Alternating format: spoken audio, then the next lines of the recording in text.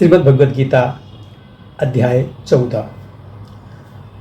आइए देखते हैं कि 14 में भगवान क्या कहते हैं।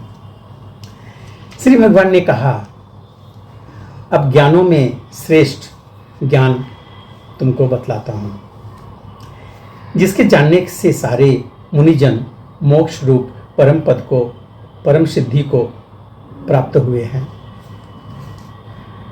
इस ज्ञान की सहायता से मेरे स्वरूप को प्राप्त हुए लोग सृष्टि के समय जन्मते नहीं और प्रलय काल में नष्ट होते नहीं हैं।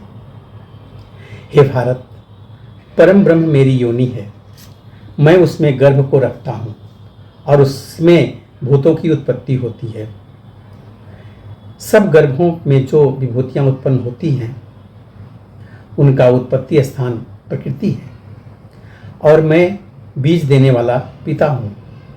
हे महाबाहो, प्रकृति से उत्पन्न सत्व, रज और तम तीनों गुण देह में रहने वाले निर्विकार आत्मा को बांध लेते हैं।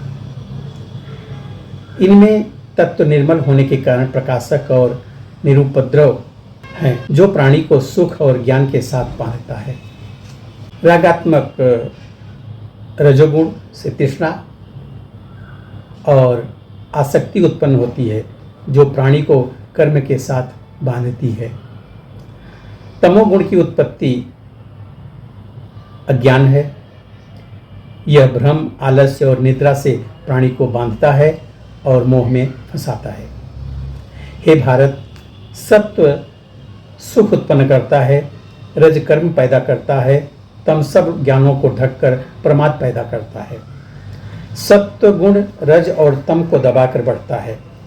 इसी प्रकार रज सत्व और तम को और तम सत्व और रज को दबाकर बढ़ना चाहता है। इस देह में इंद्रियों द्वारा जब ज्ञान का प्रकाश उत्पन्न हो तब समझिए कि सत्व गुण की विशेष वृद्धि हुई है। रजोगुण की वृद्धि से लोभ, कर्मों में प्रवृत्ति, कर्मों का आरंभ, अशांति और इच्छाएं उत्पन्न होती हैं। हे कुरुनंदन, तमोगुण की प्रबलता में अविवेक, अनुद्यम, प्रमाद और मोह ये सब होते हैं। जब देह को सत्व गुण के उदय में मृत्यु प्राप्त होती है तो ज्ञानियों के प्रकाशमय लोक को पाता है। रजोगुण के उदय में मरकर कर्मों में आसक्त मनुष्यों में जन्म लेता है और तमोगुण के उदय में मरा हुआ मूढ़ योनि में जन्म ले पाता है। सात्विक पूर्ण कर्म का फल भी सात्विक कलंक रहित होता है। राजस्व कर्म फल सुख और तामस कर्म का फल अज्ञान है।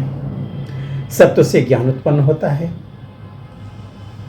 रज से लोभ तथा तम से प्रमाद। सात्विक पुरुष को उत्तम, राजस्व को मध्यम और अधम तामसी लोगों को नीच गति प्राप्त होती है।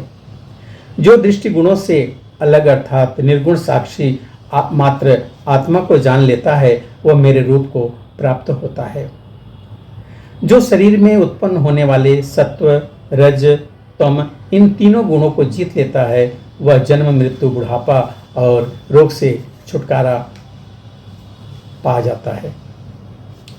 अर्जुन ने पूछा कि हे प्रभु, कैसे मालूम हो कि अमुक मनुष्य ने तीनों गुणों को पार किया है? उसका क्या आचरण है? किन उपाय से वह तीनों गुणों को त्यागता है?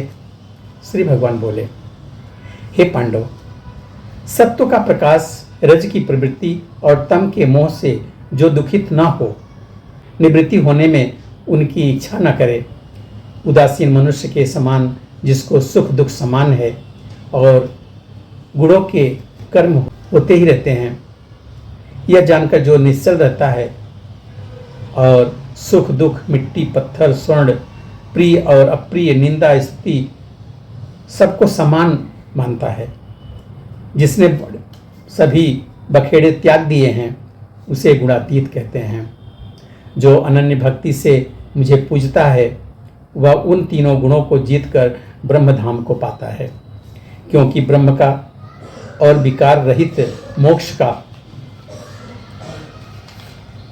और सनातन धर्म का और अखंड सुख का भंडार मैं ही हूँ। यहाँ पे 14वां अध्याय पूरा होता है। मिलते हैं अगले वीडियो में, अगले अध्याय में।